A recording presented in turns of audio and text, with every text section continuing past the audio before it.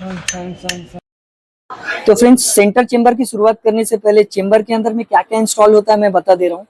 इसकी क्रैंक जो कि मेन असेंबली है, क्रैंक असेंबली, साथ में बैलेंसर का गियर और यहाँ पे गियर बॉक्स फिट होगा। इसको जो है अंदर की तरफ छोड़ना है। बेरिंग्स को भी बॉक्स यहाँ पे मैंने इसका एक डायग्राम बना दिया है, शायद आपको समझ पाएगा कि ये ठीक है। तो अब हम इसको इसी पोजीशन पे अंदर और जो ऑयल रिंग रहता है वो एग्जॉस्ट के बिल्कुल आजू बाजू में 45 डिग्री सेल्सियस का एक कोण बनाती है। तो आप रिंग की पोजीशन को आप इस प्रकार से भी समझ सकते हैं कि पहला और दूसरा बिल्कुल आमने सामने रहेंगे, हार्ड वाले रिंग, और जो ऑयल वाली रिंग है तो इसमें इनलेट का जो क्लियरेंस रहेगा वो 0.08 का क्लियरेंस रहेगा, और जो एग्जॉस्ट का जब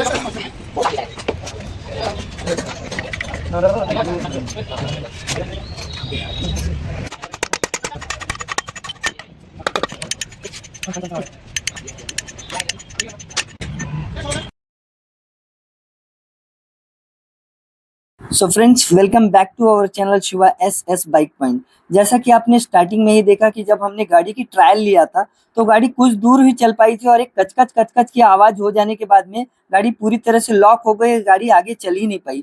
जब हमने इस गाड़ी को खोला तो पता चला कि इसका जो ऑयल पंप था वो पूरी तरह से टूट गया था और इंजन ऑयल में कुछ भी सप्लाई नहीं मिलने की वजह से पूरी तरह से इसका इंजन सीज हो गया। अब हम इस गाड़ी के अंदर में crank, block piston, wall assembly, oil pump, timing chain, clutch plate, wall seal और साथ में स्पार्क प्लग और ऑयल सील्स को कुछ फिट करने वाले हैं।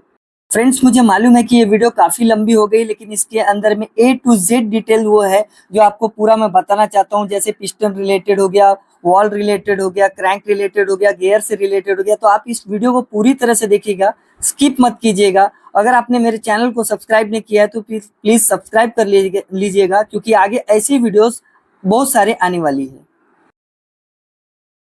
तो फ्रेंड्स, सबसे पहले शुरुआत में इसकी जो शुरुआत होगी वो एक्चुअली होगी इसके क्रैंक से। तो क्रैंक में हमको सबसे पहले लुब्रिकेशन करना है, और बेरिंग हर इंजन के अंदर में जितने भी बेरिंग्स है उसको लुब्रिकेट करना बहुत जरूरी है, क्योंकि जब ऑयल मिलेगा लेकिन आपको पहले लुब्रिकेशन करके रखना आपको बहुत जरूरी हो जाता है। तो हम पूरे बेरिंग्स को लुब्रिकेट करेंगे। पहले सबसे पहले क्रैंक को इंस्टॉल करेंगे। तो फ्रेंड्स, सेंटर चेंबर की शुरुआत करने से पहले चेंबर के अंदर में क्या क्या इंस्टॉल होता है मैं बता दे रहा हूँ। इसकी क्रैंक जो कि मेन असेंबली है, क्रैंक असेंबली, साथ में बैलेंसर का गियर और यहाँ पे गियर बॉक्स फिट होगा। इन सब को शुरुआत करने से पहले लुब्रिकेशन करना बहुत जरूरी है। तो हम बेरिंग्स की लुब्रिकेशन करके पहले लेंगे, उसके बाद में इसकी जो ऑयल सील है बैलेंसर की, वो बैलेंसर की ऑयल सील फिट करेंगे। सेकेंड में स्टेप में अपन क्रैंक की फिटिंग करेंगे, और थर्ड और लास्ट के अंदर में आप पूरी गियर बॉक्स को फिटिंग करेंगे। गियर बॉक्स को फिट करने से पहले मैं आपको ये भी जरूर बताऊंगा कि गियर में कौन कौन से नंबर का गियर होता है और वो लगता कैसे हो, इंस्टॉल कैसे होगा, क्योंकि मुझे नहीं मालूम है कि यूट्यूब पे किसी ने ये डाला है कि नहीं कि गियर कहाँ कहाँ पे होता है, क्या प्लेसमेंट होती है उसकी। तो मैं इस वीडियो के अंदर आपको वो भी बताऊंगा कि ये जो गियर्स है वो गियर का नंबर कौन सा है, कौन से गियर का नंबर है, और इसको कैसे फिट किया जाता है और ये कैसे फिट होगा। चेंबर के अंदर में या बैलेंसर गियर में ऑयल सील को दो तरीके से फिट होगा, ये केवल एक साइड में फिटेड नहीं रहती है। सबसे पहला जो चेंबर के अंदर का ऑयल सील है वो चेंबर के अंदर की तरफ मुंह रहेगा, मतलब ये जो स्प्रिंग वाला भाग दिख रहा है, ये स्प्रिंग लोडेड जो भाग दिख रहा है वो अंदर की तरफ रहेगा चेंबर की तरफ, और जो बाहरी भाग रहेगा ये ऑयल सील है ये बाहर की तरफ में, बाहर के क्लच बॉक्स साइड की तरफ रहेगा। मतलब ऑयल सील को आपको एक ये चेंबर के अंदर फिट करना है और बाहर वाली ऑयल सील को बाहर की तरफ, मतलब दोनों पोजीशन, एक ऑयल सील अंदर और एक ऑयल सील को बाहर की तरफ फिट करना है। पहला ऑयल सील जो हमने इंस्टॉल किया है, मैंने अभी बताया कि इसकी पोजीशन ऊपर रहेगी। मैंने हल्का सा इसमें बॉन्ड यूज किया है, क्योंकि इसकी ऑयल सील जो मोटी वाली ऑयल सील थी वो हमारे पास अवेलेबल नहीं थी। तो जो दोनों पतली वाली ऑयल सील्स हम लोग यूज कर रहे हैं, इससे भी कोई प्रॉब्लम नहीं होगा। NS की दोनों ऑयल सील्स को अपन यूज कर सकते हैं इसके अंदर में। तो फर्स्ट जो ऑयल सील का जो पहला मुंह है हमने बाहर की तरफ रख दिया, और अब जो इधर का ऑयल सील हम लोग फिट करेंगे ये भी बाहर की तरफ ही होगा, मतलब स्प्रिंग लोडेड जो भाग है बाहर की तरफ रहेगा, यहाँ बाहर की तरफ में। तो इसको भी मैं इंस्टॉल कर लेता हूँ, फिर आपको आगे बताता हूँ। हल्का सा सॉल्यूशन ट्यूब अप्लाई करने के बाद मैंने ऑयल सील के जो मुंह है वो बाहर की तरफ रख दिया है, देख सकते हैं आप, ये भी बाहर की तरफ है और ये भी ऑयल सील बाहर की तरफ है। फ्रेंड्स, ऑयल सील को इंस्टॉल कर लेने के बाद में सबसे पहले हमको पूरे बेरिंग्स को लुब्रिकेट कर लेना है। तो अच्छी तरह से पूरे बेरिंग्स को हम लोग लुब्रिकेट कर लेते हैं।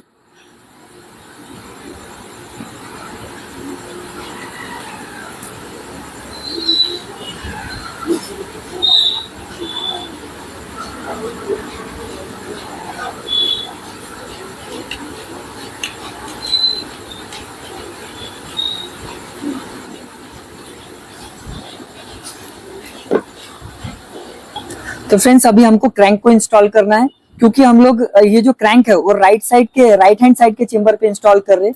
कई लोग लेफ्ट हैंड साइड में भी करते हैं, लेकिन मेरा ऐसा मानना है कि जो क्रैंक है और या जो गियर बॉक्स है या जो बैलेंसर है वो राइट हैंड साइड के चेम्बर में ही सबसे ज्यादा इजी होता है, इसलिए हम लोग राइट हैंड साइड से ही इसके चेम्बर में इंस्टॉल कर रहे हैं क्रैंक को। तो आइए क्रैंक को इंस्टॉल कर लेते हैं पहले।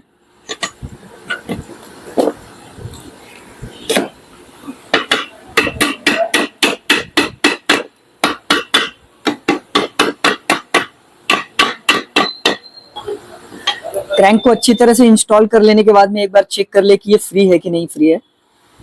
सेकेंड स्टेप में हमको बैलेंसर को अब बिठाना है। बैलेंसर का ये जो पोर्शन रहेगा वो राइट हैंड साइड के जो चेम्बर है उसको बाहर की तरफ निकलेगा, मतलब ये इस तरह से कुछ जाएगा। तो मैं इसको इंस्टॉल करके ले लेता हूँ।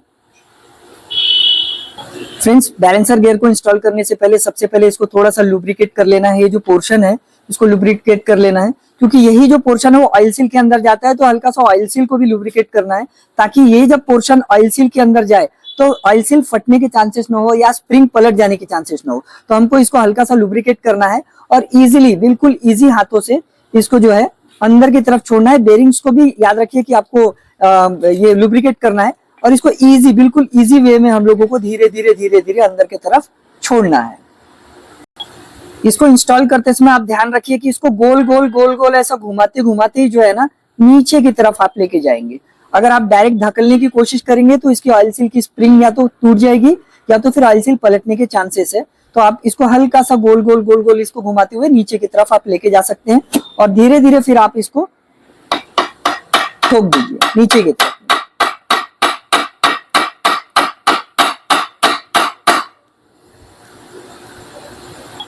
फ्रेंड्स, आप इजीली देख सकते हैं कि ये जो बैलेंसर है वो अच्छी तरह से इंस्टॉल हो चुका है और घूमने के लिए भी ये बिल्कुल फ्री घूम रहा है।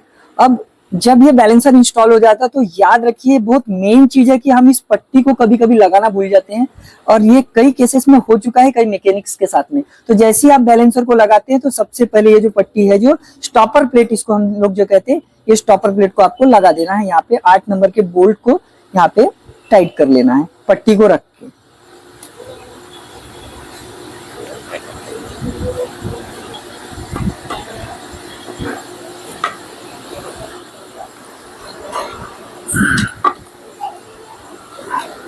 अच्छी तरीके से टाइट कर लेने के बाद में दोनों चीजों को हमको चेक करना है। एक तो बैलेंसर को भी घुमा के चेक करना है, अच्छी तरह से बैलेंस घूमना चाहिए बिल्कुल गोल राउंड में, और साथ में क्रैंक को भी एक बार और चेक कर लेना है कि कहीं ये डिस्टर्ब तो नहीं हो रहा। तो जब भी हम लोग इसकी सेटिंग करते हैं तो ये सेटिंग बाहर की तरफ क्रैंक के साइड में होती है। वहां पे दो गियर्स आपस में जब अटैच होते हैं तो ये आपस में टकराते नहीं है। अभी तो आप अगर चेक करने जाएंगे तो हो सकता है कहीं ना कहीं टकरा जाए। जब ये मैग्नेट की जब सेटिंग होती है, मैग्नेट के बाहर के जब व्हील्स लगेंगे तो आपस में टच नहीं होंगे। अब हमारा थर्ड जो पार्ट है वो है गियर बॉक्स। तो आइए मैं आपको एक्सप्लेन करता हूँ कि ये गियर बॉक्स कैसे, कौन कौन से नंबर पे कौन सा गियर होता है। मुझे नहीं मालूम, मैंने पहले भी बताया कि यूट्यूब पे किसी ने डाला है कि नहीं डाला, पर मैं आपको ये इस टाइम पे बता देना चाहता हूँ कि इसके गियर का नंबर कौन सा रहता है और कौन से गियर का क्या नाम है, कौन से नंबर है इसका गियर का। आज की इस गियर बॉक्स की डिटेल वीडियो में आपको बहुत कुछ नया सीखने को मिलने वाला है, क्योंकि मुझे नहीं पता कि इतनी डिटेल वीडियो में किसी और ने यूट्यूब पे वीडियो बनाया है या नहीं। इस डिटेल वीडियो में मैंने गियर इजी वे में कैसे फिट करते हैं और एक एक पार्ट का कंपनी वाइज क्या क्या नाम है मैं आपको ये भी बताने वाला हूँ। और गियर बॉक्स के डायग्राम या पीडीएफ की हेल्प से मैं आपको इस वीडियो में पूरा गियर बॉक्स समझाने वाला हूँ, जिससे आपका पूरा कंफ्यूजन ही क्लियर हो जाए। गियर बॉक्स का जो डिटेल मैं आपको बताने जा रहा हूँ वो KTM 200, RS 200 और NS 200 में सेम होता है। जी हाँ फ्रेंड्स, आपने सही सुना है कि गियर बॉक्स तीनों में सेम होता है और इसका फिटिंग करने का तरीका भी सेम होता है। तो अगर आपने मेरे चैनल को अभी तक सब्सक्राइब नहीं किया है तो प्लीज सब्सक्राइब कर लीजिए, बेल आइकन को दबाकर नोटिफिकेशन को ऑल कर लीजिए और वीडियो को लाइक और शेयर करना ना भूलिए। और कमेंट करके जरूर बताइएगा कि ये वीडियो आपको कैसी लगी और कुछ नया सीखने को मिला या नहीं। तो आइए मैं कोशिश करूंगा कि आपको इस वीडियो में पूरी जानकारी दे सकूं, ताकि आपको इसके बाद दूसरी कोई वीडियो देखने की जरूरत ही ना पड़े। ये वीडियो डिटेल में बनाई गई है तो थोड़ी लंबी जरूर लगेगी, लेकिन इसका एक एक वीडियो आपके डिटेल काम का है, तो प्लीज आप इसे स्किप मत करिएगा, नहीं तो पूरा शायद जो मैं समझाने वाला हूं वो आपको पूरी तरह से समझ में ना आए। तो चलिए इस वीडियो को स्टार्ट करते हैं। तो फ्रेंड्स, मैंने आपको पूरी तरह से एक्सप्लेन करने के लिए इंजन का पूरा चेम्बर हटा दिया है और यहाँ पे केवल और केवल आउटपुट शाफ्ट और इनपुट शाफ्ट को मैंने रखा है। अब जनरली होता क्या है कि जब हम लोग जब इंजन खोलते हैं तो इसमें से क्या चीजें निकल जाती है, गिर जाती है। बहुत लोगों का एक इशू रहता है कि बड़ा गियर बॉक्स खोलने के बाद या बड़ी जो अपनी स्पोर्ट बाइक की गियर को खोलने के बाद वापस इंस्टॉल नहीं कर सकते।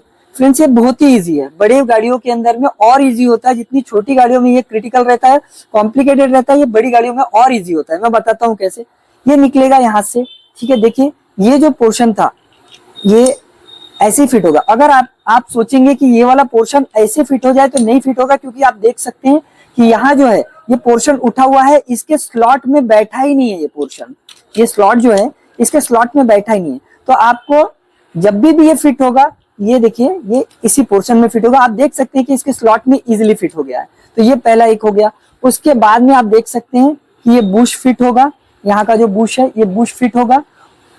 लास्ट में ये जो गियर है ये गियर अभी फिट होगा यहाँ पे। इसका जो अंदर वाला भाग है, जो गड्ढे वाला भाग है बोल सकते हैं, वो अंदर की तरफ आएगा। और लास्ट जो इसका सिम्स है ये इसके ऊपर आएगा। अब देख लीजिए इजिली कि मैंने आपको बताया इसमें गिरने वाली तो कोई चीज ही नहीं थी। तो निकलेगा तो क्या निकलेगा, ये जो गियर है ये निकल जाएगा और ऊपर का गियर तो मैंने आपको इसको स्टेप्स बता ही दिया कि इसको कैसे करना है। आउटपुट शाफ्ट को कंप्लीट कर देने के बाद में रह गया इनपुट शाफ्ट। इनपुट शाफ्ट के अंदर में जो गिरने वाला पोर्शन था वो भी मैंने निकाल के आपके सामने रख दिया है। पहले आपको एक सिम्स है जो कि लॉक सिम्स टाइप का है। ये देखिए शाफ्ट के अंदर से इजिली अंदर की तरफ चला गया। उसके बाद में ये गियर है। ये गियर में कंफ्यूज होने वाली कोई बात ही नहीं कि ऐसे लगेगी कि ऐसे, क्योंकि इसमें ये जो स्लॉट्स दिए हैं तो स्लॉट्स यहाँ पे तो टच नहीं होगा। ये इसी जो ग्रूव्स बने हैं, ये जो गाले बने हैं, इसके अंदर ही ये जाएगा। तो ये जो गियर है ये आपको अंदर की तरफ ही रखना है। अब रह गया ये जो गियर, आप ध्यान में रखिए कि ये जो हल्का सा अंदर की तरफ दबा वाला भाग है, ठीक है, इसको आपको अंदर की तरफ रख देना है। और जो स्ट्रेट वाला भाग है इसको ऊपर की तरफ रखना है। अब लास्ट बचा सिम्स को आपको ऊपर की तरफ डाल देना है। अब आप ही देख लीजिए कि इसमें भी कुछ ऐसा चीज नहीं था कि जो आप निकल जाने के बाद में डरने वाली बात हो या हम इसको लगा नहीं पाएंगे। तो यहाँ पे ये चीज क्लियर है। चलिए मैं आपको अब बता देता हूँ कि इसमें कौन कौन से गियर है और इनके प्लेस क्या होती है और इन गियर्स को क्या कहा जाता है, इसके नंबर्स को। तो आइए मैं गियर्स के नंबर बता देता हूँ कि कौन सा नंबर का गियर होता है। फ्रेंड्स, मेरी एक छोटी सी कोशिश है आप सबको पूरा गियर बॉक्स समझाने के लिए। तो अगर अच्छी लगी हो तो प्लीज लाइक कर दीजिएगा वीडियो, क्योंकि फर्स्ट टाइम मैं ऐसा ट्राई कर रहा हूँ। तो ये जो गियर बॉक्स है, मैंने एक गियर बॉक्स यहाँ पे मैंने इसका एक डायग्राम बना दिया है। शायद आपको समझ पाएगा कि मैं इससे थोड़ा सा इसको कंपेयर कर रहा हूँ दोनों को। देखिए ये जो शाफ्ट है इसको आउटपुट शाफ्ट बोलते हैं और ये इनपुट शाफ्ट है, ठीक है। तो ये जो आउटपुट शाफ्ट है यहाँ पे चेन का व्हील लगा रहता है या चेन का जो अपना जो पोर्शन है ये है, तो हम इसको पकड़ लेंगे, ये बाहर का पोर्शन है। और ये जो है ये क्लच बॉक्स में अंदर जा रहा है, इसलिए इनपुट का पोर्शन है, तो ये इनपुट की तरफ अंदर का पोर्शन है। तो हम ये चेक करेंगे कि गियर्स कैसे रहते हैं। तो सबसे पहले मैं आपको बता दूं कि गियर को इजी समझने के लिए बस अपन इतना समझ सकते हैं कि जो सबसे बड़ा गियर रहता है वो पहला गियर होता है। उसके बाद जो उससे छोटा गियर दिखता है वो सेकंड, उससे छोटा गियर जो दिखता है वो थर्ड, उससे जो थोड़ा सा छोटा वो फोर्थ, उससे जो थोड़ा सेकंड फिफ्थ, उससे जो लास्ट का सबसे छोटा है वो सिक्स्थ गियर। तो इसमें भी मैं आपको यही एक्सप्लेन करके समझाऊंगा जो कि आपके ये डायग्राम में मैंने समझाया है। तो आप इसको भी देख सकते हैं। तो जो फर्स्ट गियर आप में कंपेयर कर सकते हैं, बिल्कुल वैसे ही रखा हूं जैसे शाफ्ट ये रखा हुआ है, ये दोनों वैसे ही मैंने इसको रख दिया है, आप इजीली देख सकते हैं। तो फर्स्ट गियर जो सबसे बड़ा गियर है ये आउटपुट शाफ्ट का फर्स्ट गियर है, ठीक है। सेकेंड गियर जो है ये आउटपुट शाफ्ट का ये सेकंड गियर है। थर्ड गियर जो है ये आउटपुट शाफ्ट का थर्ड गियर है। फोर्थ गियर जो है आउटपुट शाफ्ट का ये फोर्थ गियर है। फिफ्थ गियर जो है ये वाला है, फिफ्थ गियर जो आउटपुट शाफ्ट का फिफ्थ गियर है, ठीक है, ये ऊपर नीचे होता है, देख लीजिए इसको। और सिक्स्थ वाला गियर जो सबसे लास्ट है वो ये वाला है, ठीक है, ये जो लास्ट वाला ये बचा है ये सिक्स्थ गियर। ये तो हो गया आउटपुट शाफ्ट का, मैं समझा सका हूं अगर आपको, तो ये हो गया आउटपुट शाफ्ट का। ये हो गया इनपुट शाफ्ट। अब इनपुट शाफ्ट में देखिए बिल्कुल अपोजिट रहता है, गियर बस इसको मैचिंग करते हैं। जो फर्स्ट गियर था उसका ये फर्स्ट गियर ड्राइव हो जाएगा, ये फर्स्ट गियर यहाँ पे हो जाएगा, आप देख सकते हैं। यहाँ पे मैं आपको दिखा देता हूँ थोड़ा सा ऊपर करके, ये जो है शाफ्ट के अंदर ये बिल्ड रहता है, ये घूमता नहीं है, तो ये इसको अगर हम पकड़ लेंगे तो ये फर्स्ट गियर हो गया, ठीक है। उसके बाद जो सेकंड गियर है ये देखिए, क्योंकि इसका फर्स्ट गियर से ये फर्स्ट गियर है तो इसके सेकंड गियर से ये देखिए ये सेकंड गियर हो गया, ठीक है, ये सेकंड गियर हो गया। अब आपका जो थर्ड गियर ये था उसके मैचिंग में थर्ड गियर है यहाँ पे, और फोर्थ गियर ये जो था उसके अपोजिट में बिल्कुल ये फोर्थ गियर है। अब ये जो इसको कहते हैं, इसको third and fourth gear drive बोल सकते हैं, क्योंकि ये अटैच रहता है। तो ये थर्ड गियर नीचे की तरफ में आ जाता है, इससे अटैच होगा, और ये फोर्थ गियर जो है ऊपर, ये थर्ड और फोर्थ गियर ड्राइव बोल सकते हैं इसको। थर्ड और फोर्थ गियर हो जाने के बाद में अब बचा हमारा फिफ्थ गियर। ये जो देख रहे हैं आप, ये जो गियर ये है हमारा फिफ्थ गियर, क्योंकि इससे बिल्कुल अटैच है। और जो लास्ट जो सिक्स्थ गियर है वो है हमारा ये वाला सिक्स्थ गियर, ये देख लीजिए, ये वाला जो मैं घुमा रहा हूँ ये सिक्स्थ गियर है। तो मुझे लग रहा है कि मैंने शाफ्ट को बताने के तरीके से तो क्लियर किया है। अगर आपको कुछ नहीं समझ में आ रहा होगा तो आप ये डायग्राम का स्क्रीनशॉट ले लीजिए, क्योंकि इससे आपको इजीली समझ में आ जाएगा, और मैंने वही पैटर्न में वही पोजीशन में रखा है ताकि आपको समझ में आ जाए। तो चलिए अब आगे के पोर्शन की तरफ चलते हैं, अगर आपको ये समझ में आ गया हो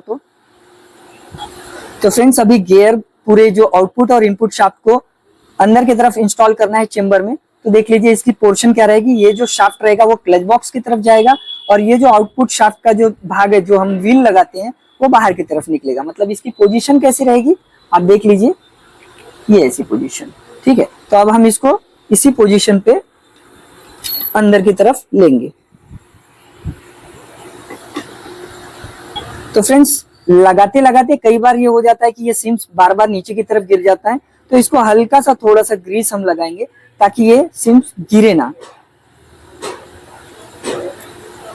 हल्का सा ग्रीस अप्लाई कर देंगे इसके ऊपर में ताकि ये गिरे ना, ठीक है ना। अब देखिए ये गिरेगा नहीं, और इसको लगाने का वही तरीका था जैसे मैंने बताया। अभी इसको अंदर की तरफ में लगा देना है।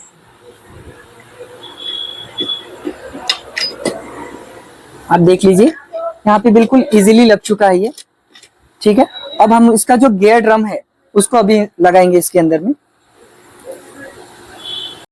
फ्रेंड्स गियर ड्रम को लगाने से पहले हमने इसका थोड़ा सा लुब्रिकेशन करना है, क्योंकि इसके स्लॉट में जो गियर फोक्स रहते हैं, जो नाल रहते हैं, या आप ये कह सकते हैं कि ये जो नाल रहती है, ये इसकी पिन यहाँ पे चलती है, तो यहाँ भी लुब्रिकेशन होना बहुत जरूरी है, नहीं तो ये लटकते हैं तो हार्ड गिरते हैं गियर। तो पहले से थोड़ा लुब्रिकेट कर लीजिए, उसके बाद ही आगे बढ़ेंगे। तो यहाँ पे हर एक स्लॉट में थोड़ा थोड़ा सा लुब्रिकेशन आपको करना है ऑयल लेके।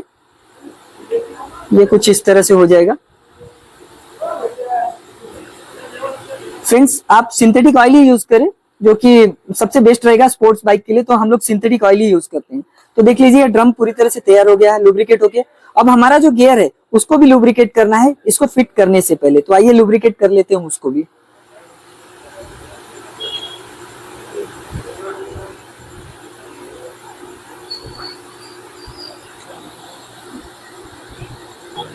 फ्रेंड्स गियर लग जाने के बाद एक और छोटा सा कंफ्यूजन जो मैं क्लियर कर दूं, ये जो गियर ड्रम है, या इसको ड्रम कंप्लीट गियर शिफ्ट कहते हैं, इसके अंदर में कभी कभी लोग कंफ्यूज हो जाते हैं कि ये जब ये फोर्क बैठता है, ये जो नाल बैठता है, या जो भी आप कहते हो, सॉरी आप जो भी लैंग्वेज में बोलते हो, इसके अंदर में रोलर लगती है नहीं लगती है। तो मैं बता देना चाहता हूँ कि कोई भी गाड़ी का गियर बॉक्स अगर होगा और उसके अंदर में जो पिन, आप कंफ्यूज मत होइए, ड्रम को उठाइए और गियर फोर्क को उठाइए, आप इस तरह से उसके अंदर में डाल दीजिए। आप इजीली देख सकते हैं इस तरह से अगर आपने उसमें डाल दिया और इसमें अगर गैप नहीं है तो आप डेफिनेटली इसके अंदर में पता कर पाएंगे कि इसके अंदर कोई भी रोलर गोल वाला नहीं लगता है। लेकिन अगर आपको इसके अंदर डाल देने के बाद में अगर समझिए कि गैप आ रहा है, ये हिल रहा है ऐसा, तो उसमें डेफिनेटली आपके इसमें एक गोल सा रोलर, छोटा सा रोलर जो रहता है वो बुश बैठेगा इसके अंदर। क्योंकि आप ये देख ही सकते हैं इसमें कोई गैप नहीं, तो इसमें कोई बुश नहीं आएगा या रोलर नहीं आएगा। तो आप समझ सकते हैं कि आगे कोई भी गाड़ी में आपको कंफ्यूजन हो तो आप गियर फोर्क और ड्रम को उठा के चेक कर सकते हैं कि इसमें रोलर लगेगा या नहीं लगेगा। फ्रेंड्स, ये गियर ड्रम में भी लगाना कोई बहुत बड़ी ट्रिक नहीं है, क्योंकि ये पतला सा पोर्शन है। तो आप देखिए इसके अंदर में हिल रहा है तो ये यहाँ लगेगा ही नहीं। तो आपको जो पोर्शन फिक्स हो रहा है वो यहाँ पे रख देना है, और इजिली कोई भी वे में आप रख सकते हैं। यहाँ पे आप यहाँ पे फिक्स कर दीजिए, ठीक है। थोड़ा सा नीचे प्रेस कर देने के बाद जब ये पूरी बैठ जाए तो अब रह गया फोर्क का काम। तो ये फोर्क जो है आप ऊपर नीचे कहीं भी लगा सकते हैं, ऐसा कोई मैटर तो नहीं करता। अगर आप लोग ऊपर नीचे देख के लगाते हैं तो भी कोई प्रॉब्लम नहीं है। तो सबसे पहला वाला फोर्क जो सबसे नीचे के गियर में लगेगा, ये यहाँ पे जो स्लॉट बना हुआ आप देख सकते हैं, ये देख रहे हैं, ये जो हिल रहा है ये स्लॉट यहाँ पे, और ये पिन जो रहेगा ये पोर्शन इधर गियर ड्रम की तरफ रहेगा। ये मैंने लगा दिया, तो इसको इजीली थोड़ा सा इजी ऊपर की तरफ गियर को पुश किया और ये देखिए यहाँ पे लग गया, एक स्लॉट में लग चुका है। सेकेंड ये जो है गियर नाल, इसको भी हम लोग देखिए यहाँ के जो ये जो स्लॉट है, स्लॉट में ही लगाएंगे। ये स्लॉट ऊपर वाला है, देखिए ये गियर में, यहाँ पे हम लोग लगाएंगे और ये इजीली थोड़ा ऊपर की तरफ पुश करेंगे, हम लोग पुल करेंगे हल्का सा, सॉरी, ये देखिए ऊपर की तरफ में यहाँ भी लग गया। अब जो रह गया है इसका पिन, आप देख सकते हैं पिन को हमको लगाना है, तो ये पिन हम लोग लगा देते हैं। आउटपुट शाफ्ट में जब ये जो शाफ्ट है, गियर शिफ्ट फोर्क इसको बोलते हैं, तो इसको लगाने से पहले देखिए स्प्रिंग जब आप डालने जाएंगे तो कई बार ये गिर जाता है, देख रहे हैं। तो आपको क्या करना है, हल्का सा इसके ऊपर ग्रीस अप्लाई करना है, हल्का सा थोड़ा सा आप इस पे ग्रीस लगा दीजिए और इसको अंदर की तरफ ऐसा पुश कर दीजिए, अब ये नहीं गिरेगा। तो इसको इजीली हम लोगों को थोड़ा सा ऑयल का हल्का सा लगाना है, जो कि हर पार्ट पे आपको ऑयल थोड़ा थोड़ा अप्लाई करते हुए चलना ही है, ताकि कहीं भी लुब्रिकेशन की कमी ना हो गाड़ी स्टार्ट होने से पहले। तो इसको धीरे से हम लोग नीचे की तरफ लेके जा रहे हैं और ये बिल्कुल इजीली देखिए यहाँ पे फिट हो गया। अब ये ऊपर की स्प्रिंग के गिरने के कोई चांसेस नहीं है, इसलिए ग्रीस लगाने की कोई जरूरत नहीं, तो इसको हम ऐसे ही रखेंगे, ठीक है। अब आगे की पिन की तरफ चलते हैं। आउटपुट की पिन लग चुकी है, तो अब हम लोग, तो फ्रेंड्स अभी आउटपुट शाफ्ट तो कंप्लीट हो चुका है। अभी इनपुट शाफ्ट में जो है, इनपुट शाफ्ट के अंदर में एक ही फोर्क रहता है, यहाँ आउटपुट शाफ्ट में 2 फोर्क और इनपुट शाफ्ट में केवल एक ही फोर्क रहता है। इसका भी पिन देखिए ड्रम की तरफ ही रहेगा, ये पोर्शन पलटाने की जरूरत ही नहीं है। तो ये जो नीचे का स्लॉट है, देखिए आप ध्यान से देख सकते हैं, ये जो हिल रहा है, ये जो 3rd and 4th drive, gear drive जो बोलते हैं, इसके अंदर में ये फोर्क, फ्रेंड्स ये गियर फोर्क लगाते समय हल्की से मेरे हाथ से मिस्टेक हो गई थी, जो कि स्लॉट को ऊपर लगाना था, मैंने नीचे लगा दिया था। तो आप ध्यान से ऊपर की ओर ही लगाएं, मैंने तभी सुधार लिया था ऊपर की ओर करके, आप इस गलती को ना करें। के बाद में इसकी पिन को इजीली, जैसे आपने इजीली छोड़ दिया ना, ये अपने आप ही जाके लग जाएगा। ये देखिए, इसमें कोई मेहनत करने की ज्यादा जरूरत नहीं पड़ी। तो आप देख सकते हैं कि ये पूरा यहाँ पे कंप्लीट हो गया गियर बॉक्स। अब इसको हम लोग चला के देखते हैं कि किस तरह से कौन सी पोजीशन पे है। फ्रेंड्स, इसको पूरे पोर्शन को एक बार मैं पूरी तरह से समझा देना चाहता हूँ कि एक्चुअली इन सब के टेक्निकली नेम्स क्या है, नाम क्या है। कई बार क्या होता है कि हमको कोई चीजें जब शॉप से या एजेंसी से, शोरूम से जब खरीदना पड़ता है, तो इनको एक्चुअली बोलते क्या है, ये मैं आपको समझा देना चाहता हूँ। तो ये देखिए, ये है क्रैंक की असेंबली, इसको टोटल क्रैंक असेंबली बोलते हैं। इसको याद रखिए, जब भी आप इसको इंस्टॉल करते हैं, जब भी आप इसको फिट करते हैं, तो इसके 2 बोल्ट्स को एक बार जरूर हाथ मार लीजिए, इसको टाइट कर लीजिए, इसको टॉर्क कर लीजिए, कंफर्म करने के लिए एक बार जरूर कीजिएगा। ये है क्रैंक असेंबली। सेकेंड ये है, इसको बोलते हैं बैलेंसर असेंबली, याद रखिए इसको कहते हैं बैलेंसर असेंबली। थर्ड वन मैंने इसको बताया था, ये इसका टेक्निकली नेम है ड्रम कंप्लीट गियर शिफ्ट, ठीक है, जिसको हम लोग ड्रम करते हैं, ड्रम कहते हैं, ठीक है। इसका नाम लेंगे अगर, तो ये, तो फ्रेंड्स ये जो क्लच बॉक्स के अंदर निकल गया, ये है इनपुट शाफ्ट, और ये जो बाहर की तरफ निकल रहा है चेन व्हील की तरफ में, ये है आउटपुट शाफ्ट। अब इसकी ये जो 2 पिन्स है जो अंदर जाती है, इस पिन को हम लोग कहते हैं, ये पिन को जो बोलते हैं shaft gear shift fork output. देखिए नाम बहुत लंबा है, लेकिन करना क्या है, कभी कभी ये चीजें जब नहीं मिलती है तो आपको पता भी नहीं चलेगा कि इसका नाम क्या बोलते हैं, और शोरूम या एजेंसी आपको 10 बार पूछता है कि आपका इसका जो टेक्निकली नेम है, जो मेंशन किया रहता है मैनुअल में, वो नाम बताइए। तो आप सुन लीजिए, इसका नाम क्या है, shaft gear shift fork output, ठीक है। और इसको कहते हैं shaft gear shift fork, only shaft gear shift fork, ठीक है। तो इतना पोर्शन आपको समझ में आ गया। अब रह गया ये जो स्प्रिंग, इस स्प्रिंग को कहते हैं कॉम्प्रेशन स्प्रिंग। दोनों जो स्प्रिंग लगी हुई है इसको कहते हैं कॉम्प्रेशन स्प्रिंग। तो फ्रेंड, जो गियर नाल जो ड्रम में लगी रहती है, उसके आउटपुट वाले 2 नाल को 4 गियर शिफ्ट आउटपुट कहते हैं, और इनलेट वाली एक नाल को 4 गियर शिफ्ट इनपुट कहते हैं।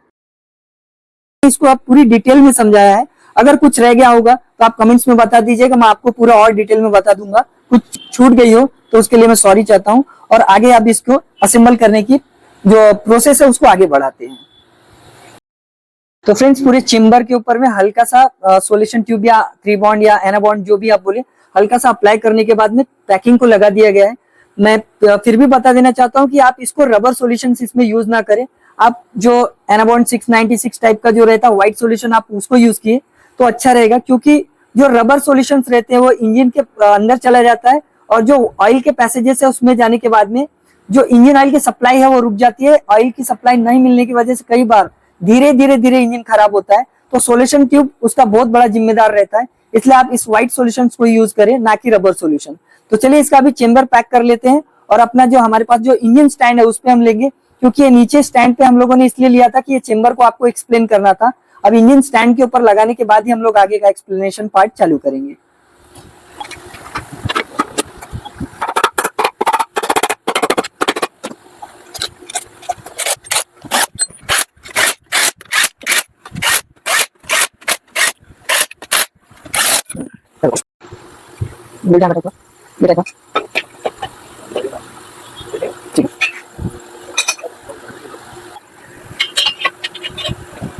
ओके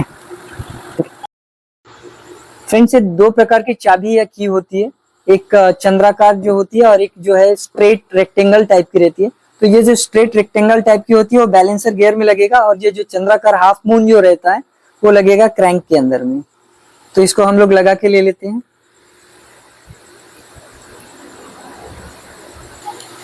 फ्रेंड्स, ये चाबी है कि यहाँ पे एक लग गई है और एक यहाँ पे हाफ मून जो क्वार्टर लग गई है यहाँ पे की। अब दोनों को लगा देने के बाद में आप ये भी पहले लगा सकते हैं, ये भी पहले लगा सकते हैं, इसमें कोई रूल नहीं है, पर मैं यहाँ का पहले फर्स्ट लगाता हूँ, बाद में इधर का लगाता हूँ। तो फ्रेंड्स, यही मैं समझा रहा था, पहले आप इधर का लगाओ या उधर का लगाओ कोई मैटर नहीं करेगा, लेकिन आपको मैटर करता है यहाँ का एक मार्क, जो कि बैलेंसर गियर पे ये एक मार्क है स्ट्रेट मार्क, और जो कि क्रैंक के ऊपर भी एक मार्क है। ये कॉरेस्पॉन्डिंग दोनों भी मार्क है, ये आपस में मैच करने चाहिए।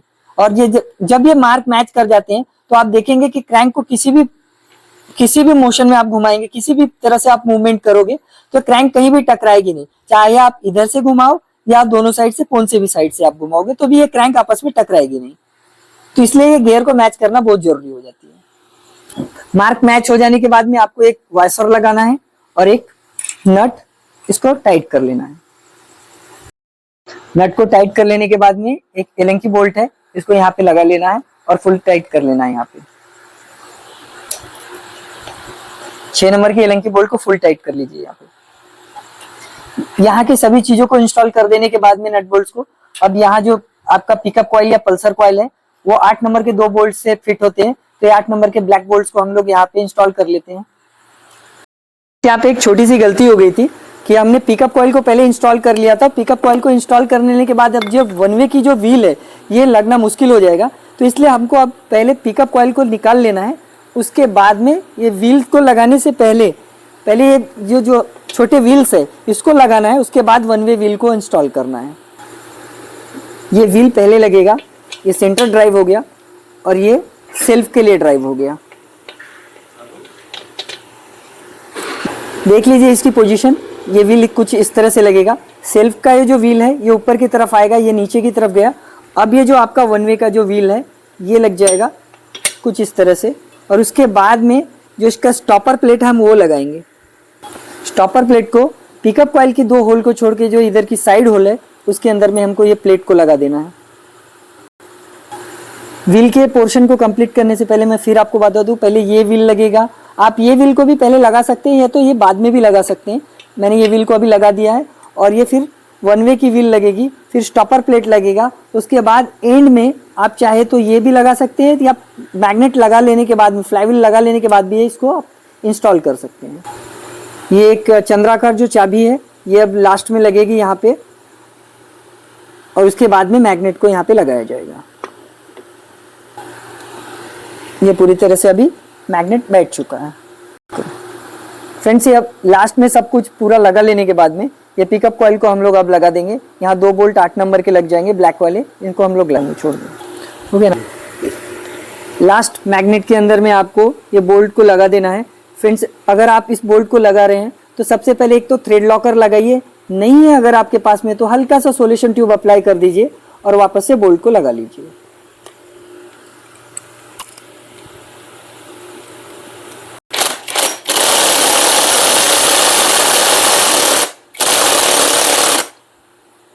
फ्रेंड्स, जब हम लोग सेंटर चेंबर को इंस्टॉल कर रहे थे तब आपको अच्छे से याद होगा कि हम लोगों ने एक पोर्शन को खाली छोड़ दिया था।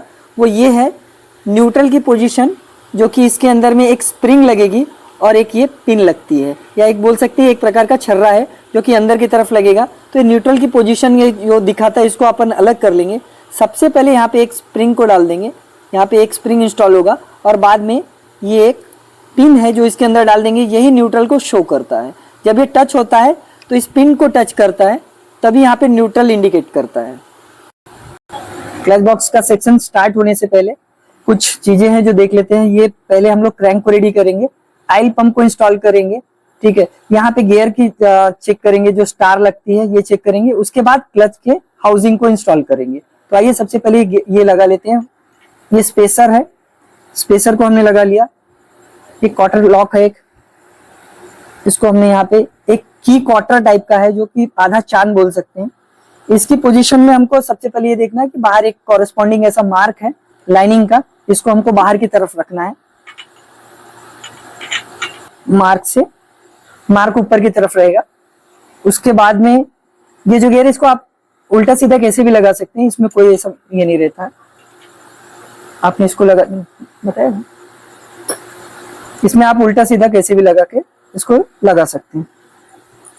एक वॉशर है, लग जाएगा यहाँ पे।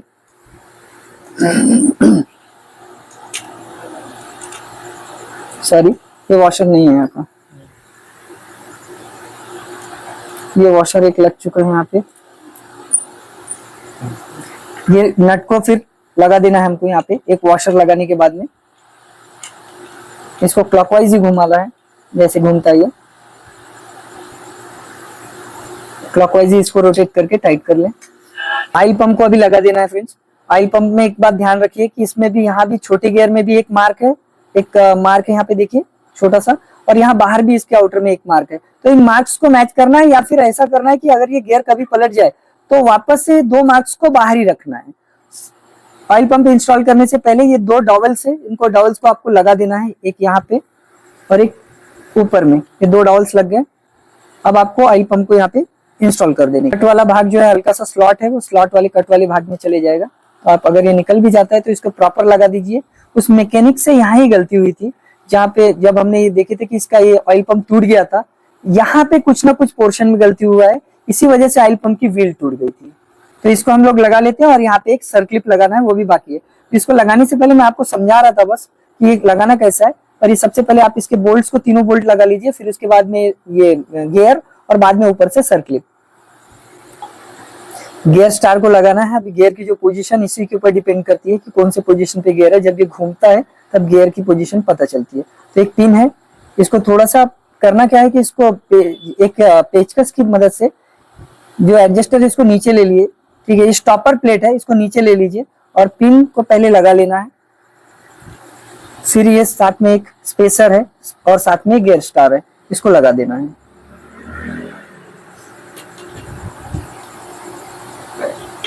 गियर स्टार लग जाने के बाद में 5 नंबर की एलन की बोल्ट है, इसको एलन बोल्ट को यहाँ पे लगा देना है और इसको फिर टाइट कर लेना है। फ्रेंड्स, पूरी तरह से टाइट हो जाने के बाद में अभी हमको इसका गियर जो है वो अच्छी तरह से चेक करना है कि पूरे गियर गिर रहे हैं कि नहीं गिर रहे। तो आइए इसके पूरे गियर्स को अभी चेक कर लेते हैं कि ये गियर गिर रहे हैं कि नहीं।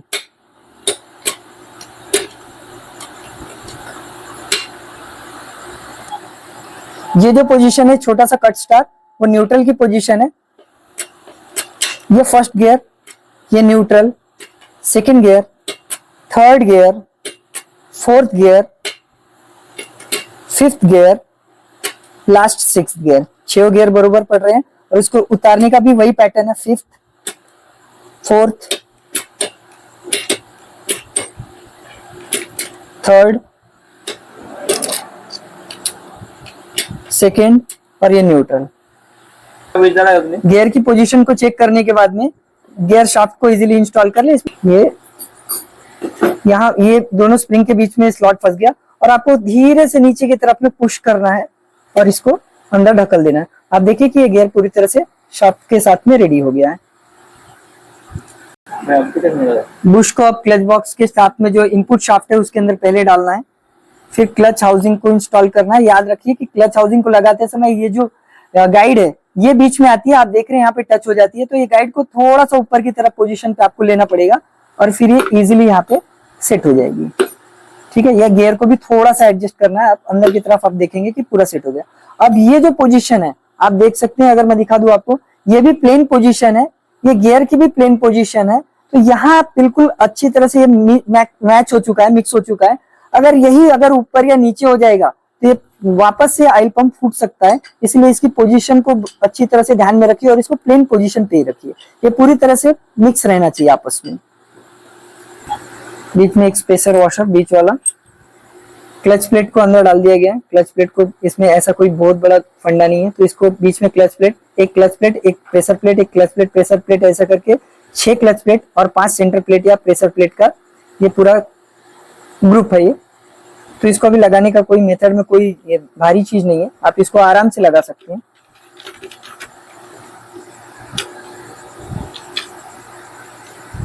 लास्ट वाली जो क्लच प्लेट है वो स्लॉट में बैठेगी, बाकी सब अंदर की तरफ जाएगी।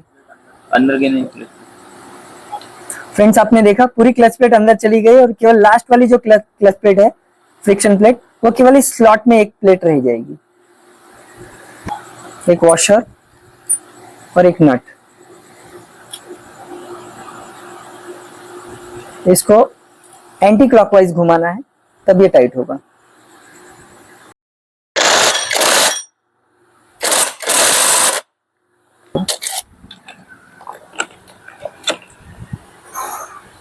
फ्रेंड्स, इसको एंटी क्लॉकवाइज घुमाना है और ये जो पोर्शन है इसको हमको क्लॉकवाइज घुमाना है। में डाल दिया जाएगा। ये चारों स्प्रिंग डाल देने के बाद में ऊपर का स्टॉपर प्लेट जो है 10 नंबर वाले बोल्ट, उससे टाइट कर लेंगे। इस प्लेट को वापस 4 बोल्ट के साथ में इंस्टॉल कर देना है। इसमें चारों बोल्ट्स को टाइट करके ले लेना है।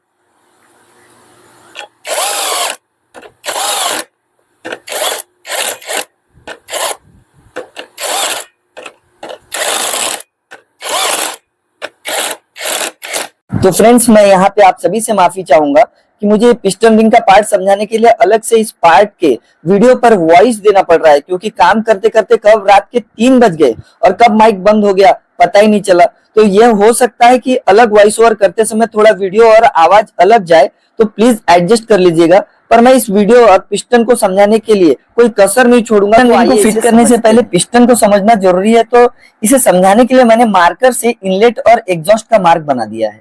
देख सकते हैं कि इनलेट जहां लिखा है वहां वाल्व के निशान बड़े हैं और जहां एग्जॉस्ट लिखा है वहां वाल्व के निशान छोटे हैं।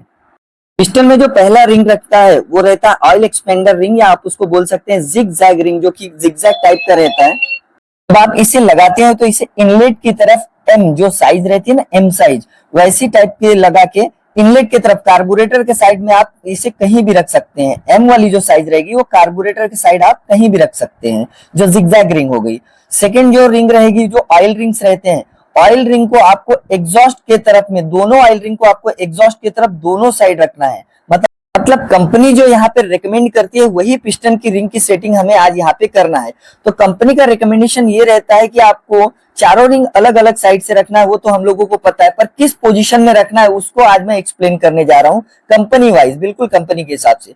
तो देखिए, जो पहला रिंग है वो एग्जॉस्ट के तरफ में पहला रिंग रहेगा, और जो दूसरा रिंग रहेगा, जो हार्ड वाला, जो दूसरा जो कॉम्प्रेशन रिंग रहता है, दूसरा वाला रिंग वो इनलेट के तरफ में रहता है। मैंने अभी थोड़ा पहले आपको ये भी बताया कि जो ऑयल एक्सपेंडर रिंग है आप उसको इनलेट की तरफ रख सकते हैं, आप चाहे तो उसको एग्जॉस्ट की तरफ भी रख सकते हैं, वो मैटर नहीं करता है। फिर उसके बाद आता है जो ऑयल रिंग की पोजीशन, जो फर्स्ट ऑयल रिंग है, फर्स्ट ऑयल रिंग को एग्जॉस्ट के जस्ट बाजू में आपको 45 डिग्री पे ऑयल रिंग को रखना है, और जो दूसरा वाला ऑयल रिंग जो रहता है उसको आप एग्जॉस्ट के जस्ट बाजू में आप 45 डिग्री पे दूसरा वाला आप ऑयल रिंग रख सकते हैं। देखिए, जब हम कोई भी चीज नया सीखते हैं तो हमको कंपनी के हिसाब से क्यों रखना है, क्योंकि आपको सबको पता है कि हम अपने हिसाब से भी रख देते हैं तो रिंग तो सक्सेस हो जाती है, पर मन में डर लगा रहता है कि कहीं धुआं तो नहीं मार देगी, कोई प्रॉब्लम तो नहीं आएगा। तो इसीलिए हम लोग कंपनी का रिकमेंडेशन जब सीखते हैं तो आपको पूरी प्रॉपर तरीके से देखना पड़ेगा कि कंपनी रिंग को किस किस पोजीशन पे सेट करती है। तो आप ये देख ही रहे कि इनलेट और एग्जॉस्ट को जो रिंग है बिल्कुल बिल्कुल स्ट्रेट 90 डिग्री के आसपास बिल्कुल रहना चाहिए, सामने सामने बिल्कुल, एक एग्जॉस्ट के तरफ रिंग रहेगी और एक इनलेट की तरफ रिंग रहेगी। जो दोनों हार्ड वाली रिंग रहती है, कंप्रेशन रिंग और स्क्रैपर रिंग, वो बिल्कुल आमने सामने रहेगी।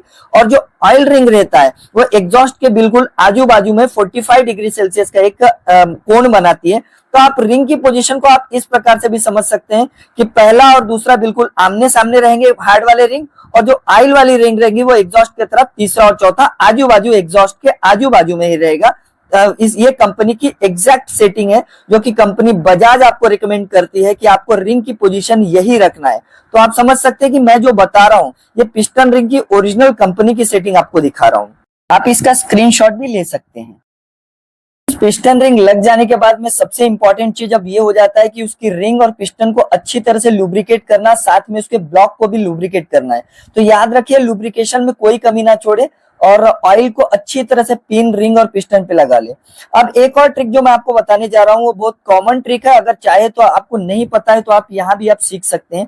जब पिस्टन को लोग लगाते हैं, मैकेनिक्स लगाते हैं, तो कई बार मैंने देखा है कि उसको आरी पत्ता, ब्लेड या कुछ क्या क्या चीजें लेकर उसकी पिस्टन रिंग को दबाते हैं। एक छोटा सा ट्रिक है, आप देख सकते हैं कि पिस्टन को आपको थोड़ा सा टेपर, मतलब थोड़ा टेढ़ा पकड़ना है, हल्का सा एक साइड ब्लॉक में दबाना है और दूसरे साइड की जो पोजीशन है उसके रिंग को हल्का सा आप अगर दबा देंगे तो पिस्टन अंदर चला जाता है। मतलब एक साइड थोड़ा सा टेपर दबा के और रिंग को दूसरे साइड से आप हल्का सा प्रेस कर देंगे तो पिस्टन इजीली अंदर चला जाता है। ये भी एक ट्रिक है, आप ज्यादा इसके अंदर में तामझाम ना करें। पिस्टन लगाने का तरीका समझ में आया हो तो ठीक है, नहीं तो आप जिस प्रकार आप लगाते हैं उसी तरह से लगाइए। याद रखिए पिस्टन लगा लेने के बाद में आपको पिस्टन रिंग का जो सर्क्लिप है उसे लगाना बिल्कुल ना भूले, और सर्क्लिप लगाते समय नीचे क्लोज जरूर रखें। मैंने नहीं रखा है, ठीक है, कॉन्फिडेंस की बात अलग है, लेकिन फिर भी आप रख लें। ये ओवर कॉन्फिडेंस में कब बदल जाएगा और ये पिन कब नीचे इंजन में चले जाएगी आपको पता भी नहीं चलेगा, तो आप कपड़ा जरूर रखें। फ्रेंड्स, पिस्टन रिंग और पिस्टन को जब हम लोग ब्लॉक में इंस्टॉल कर लेते हैं तो एक बहुत बड़ा कंफ्यूजन हमारा रह जाता है कि हम हर बार सोचते हैं कि जब हम ब्लॉक को लगा रहे थे तो कहीं पिस्टन रिंग हिल तो नहीं गई, उसने अपनी पोजीशन छोड़ तो नहीं दिया, जिस पोजीशन पे हमने पिस्टन रिंग को फिट किया था क्या वो उसी पोजीशन पे है या हिल गया है।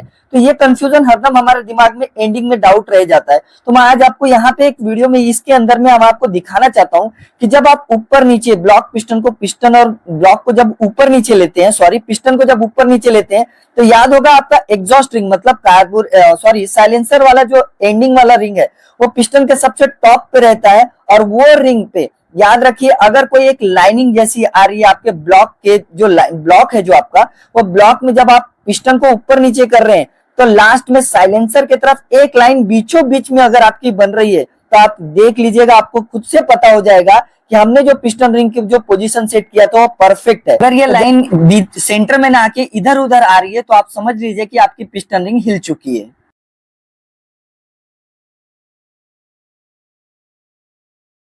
फ्रेंड्स, हेड को लगाने से पहले हमको ये गाइड को लगा लेना है, यहाँ पे ये स्लॉट में धीरे से फंसा लेना है।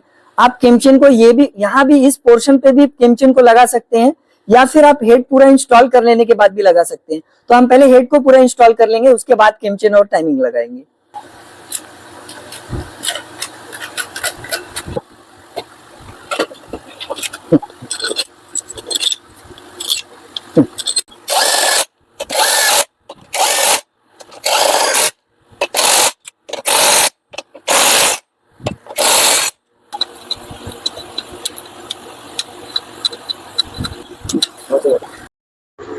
फ्रेंड्स, हेड के अंदर में हमने ओरिजिनल कंपनी के वॉल इंस्टॉल कर लिए हैं, लग चुका है ये वॉल को ग्राइंड और गाइडिंग करने के बाद में इसको लगा दिया गया है। हमने इसका पेट्रोल डाल के लीक भी चेक किया है, लीक प्रूफ है, अभी कोई इश्यू नहीं है अभी इसके अंदर। तो चलिए हम हेड को पहले लगा लेते हैं और आगे का जो पोर्शन है टाइमिंग लगाने के बाद मैं आपको टैपिट में बताऊंगा कि इसका स्पेसिफिक गैप कंपनी के रिकमेंडेशन के हिसाब से कितना रखना चाहिए।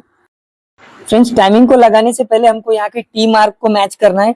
जो टी मार्क है वो हेड के मार्क से जो चेम्बर के मार्क से मैच हो जाना चाहिए ये टी का मार्क। तो अभी ये जो स्प्रोकेट है जो टाइमिंग चेन का, इसके दो जो मार्क्स है वो साइड साइड में जाएंगे और टी का जो मार्क है वो ऊपर की ओर आएगा। इसको लगाने से पहले जो केमशाफ्ट की जो पोजीशन है इसको ध्यान में रखिए कि ये केमशाफ्ट फ्री पोजीशन में रहना चाहिए, इधर भी घूमना चाहिए और इधर भी घूमना चाहिए, मतलब दोनों साइड ये फ्री पोजीशन में घूमना चाहिए। अब इसी पोजीशन को रखते हुए हमने टी को वहां पे मैच कर लिया है और इसका जो मार्क है उसको मैच करेंगे। अब ये देखिए जो मार्किंग है इसकी मार्किंग को मैच कर रहे हैं हम लोग।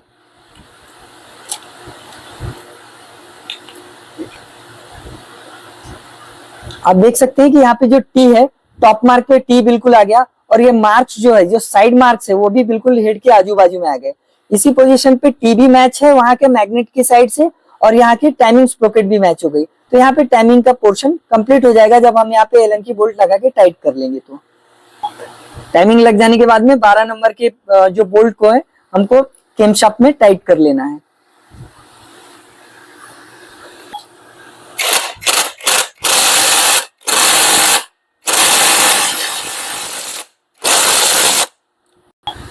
फ्रेंड्स टाइमिंग का पोर्शन कंप्लीट हो जाने के बाद में हमको जो केम चेन एडजस्टर है जो चेन टेंशनर है उसको पूरी तरह से फिट कर लेना है और बोल्ट लगा देने के बाद में इसके टेंशनर का नट को खोल लेना है ताकि वो टाइट हो जाए। फ्रेंड्स ये हेड के पोर्शन में जब हम लोगों ने टाइमिंग कंप्लीट कर लिया तो सबसे लास्ट और अहम पोर्शन रह जाता है इसकी टैपेट की क्लियरेंस। जब हम टैपेट क्लियरेंस की बात करते हैं तो ये सोच लेते हैं कि हाथों से सेट ही तो करना है, पर ऐसा कभी करना नहीं है फ्रेंड्स, क्योंकि आप या तो सादी एक कम्यूटर सेगमेंट की आप गाड़ी बना रहे हो या फिर स्पोर्ट बाइक की सेगमेंट, आपको हरदम फिलर गेज की हेल्प की से जो है टैपेट को सेट करना है।